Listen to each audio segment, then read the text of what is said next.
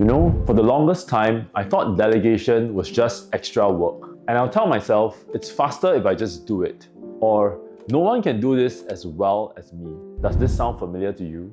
So here's what I learned, the hard way. If you're doing everything in your business, from emails, onboarding clients, fixing problems, you're actually holding yourself and your team back. So today, the reason why I'm making this video is because I wanted to share with you why so many of us get stuck trying to delegate, the exact process I use to hand off work without worrying about it coming back to bite me or without micromanaging, and how this shift lets you focus on actually growing your business and not just surviving it. So let's talk about the real reason most leaders don't delegate. It's because we get stuck in what I call the operator trap. Now you know what I'm talking about. It's faster if I just do it myself, or I don't trust anyone else to do it right. Or even this one, I can't afford to hire someone better than me. I used to think all of that too. And to be honest, I liked being the one who would solve everything. It made me feel like I was the one that was responsible for the growth of the business. But here's what I realized.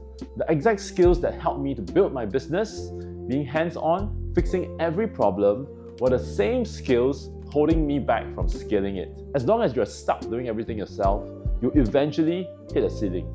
You simply can't grow beyond yourself. And that's when I started looking at delegation differently.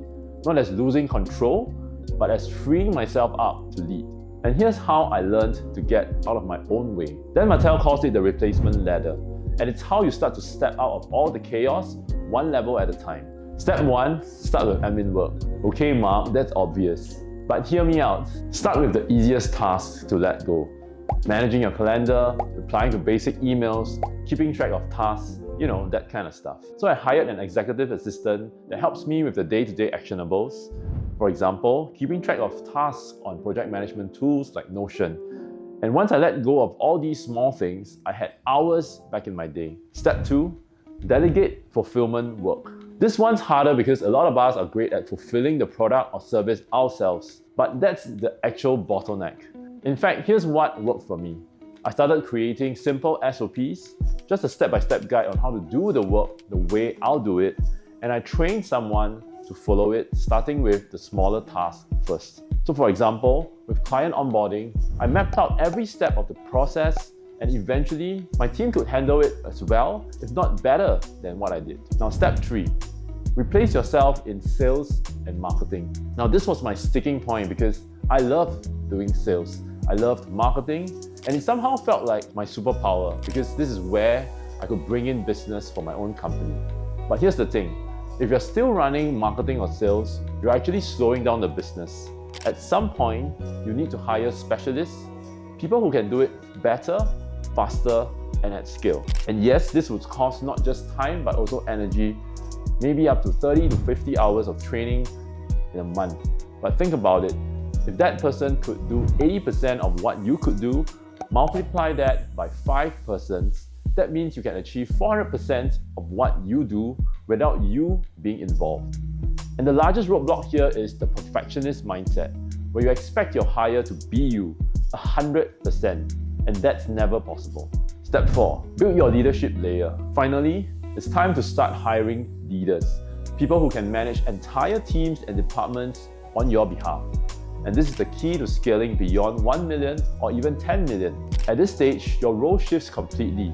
You're no longer managing people, you're leading leaders. And that's how you free yourself up to focus on growth. Now, I know what you might be thinking. Mark, I get it, but what if I hire someone and they don't deliver? Well, I've been there, and that fear is definitely real. Here's how I overcame it. So step 1, start small, test out the waters, basically give someone a small project to test, to work on first, before handing over bigger responsibilities. Step 2, set clear expectations. Define what success looks like and what the definition of done means for that task, where things get delivered and when it's due. Now step 3, be ready to coach.